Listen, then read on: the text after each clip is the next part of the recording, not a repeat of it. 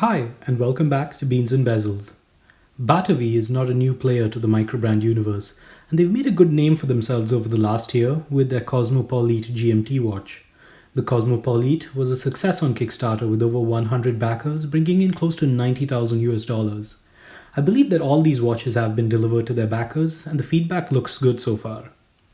This is their next project called the Architect series, which features a Gerald Genta style case and integrated bracelet design that screams 70s watch design, with a set of 3 architecture-inspired dials.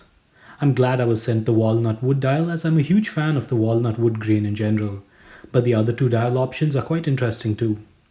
This watch is set to go live on Kickstarter soon and will have a Kickstarter price of around 420 US dollars.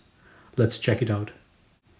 I measured the case to be 39mm in diameter measured from the 3 o'clock to the 9 o'clock position, 46.5mm from lug to lug, but 50.75mm if you consider the fixed center links, and 10.85mm in height.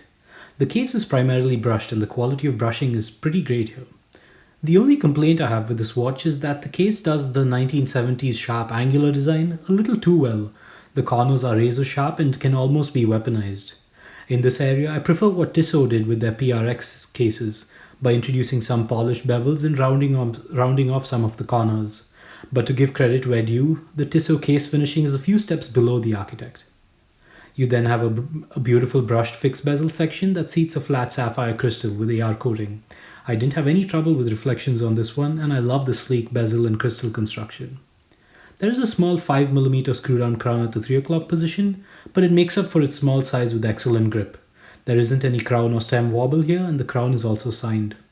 Flipping it over, you have a screw-down case back with an exhibition window.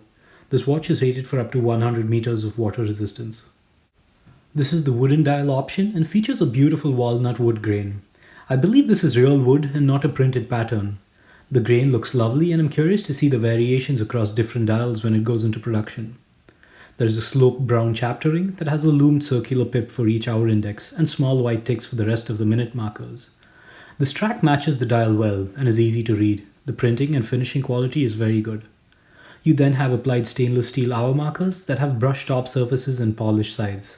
The 4 main axes have baton style markers with double markers at the 12 o'clock position. These double markers look slightly misaligned in photographs, but it looks fine to me in person, so I don't really know what's going on.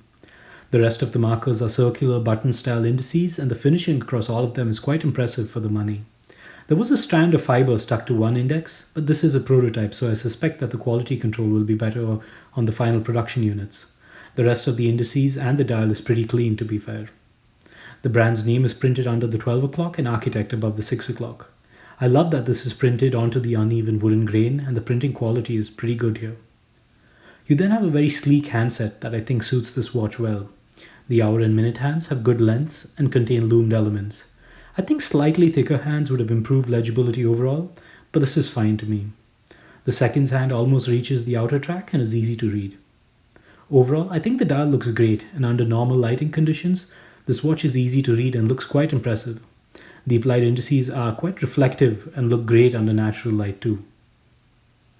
This is definitely more of a dress watch than a sports watch, but they've done a good job adding some practical everyday features too, like a screw-down crown and a limited but useful lume layout. All the hour marker pips on the chapter ring are loomed, and they're good enough for telling the time in a poorly lit room or a quick transition from bright to dark. The hour and minute hands also have loomed strips that are reasonably bright. Overall, this is a good attempt at adding lume to a watch that could get away without it. Given the case size, and the height in particular, it's no surprise that they used a Miyota 9039 movement. This is a reasonable movement for the $420 price tag, and is pretty good movement in general. The typical rotor noise and wobble is minimized by the hefty build, and the sapphire crystal case back gives you a glimpse of the modest finishing and a lackluster rotor. It appears reasonably clean too, indicating good quality control. On my time grapher, I observe roughly -3 seconds per day in the dial up position, and +1 seconds per day in the crown up position.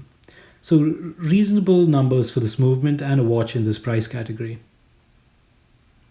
The bracelet is good, but has a few sharp corners and edges just like the case. You don't feel any of these on the wrist, so it's not really a problem, but if you run your hand over this watch, you're definitely going to feel all those 90-degree angles. The case attaches to the bracelet by means of a center link that does not articulate. This effectively increases the lug-to-lug width to around 50.8mm, but this doesn't really impact comfort in any way to me. The links are otherwise well finished with the same excellent brushing. The bracelet wears about as comfortably as any other modern integrated bracelet watch.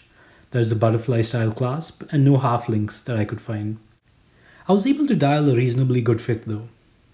The 39mm diameter case and the 46.5mm lug-to-lug width wear surprisingly well on my modest 6¼ inch wrist. I wasn't expecting it to wear this nicely, but it does. I suppose this has to do with the 10.8mm slim case height and the flat case back.